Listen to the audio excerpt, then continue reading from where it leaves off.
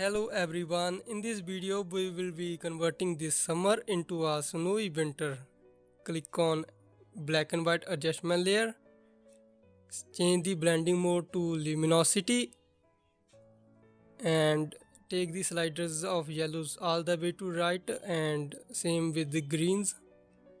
Now we will be adding a hue saturation adjustment layer. Click on hue saturation, go to yellows and decrease the saturation to -100 and increase the lightness to 100% and do the same with greens.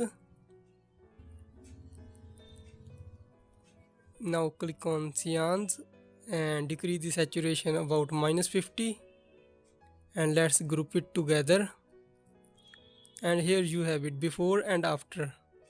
We have created a snowy winter effect. In this way you can create this effect. Thanks for watching.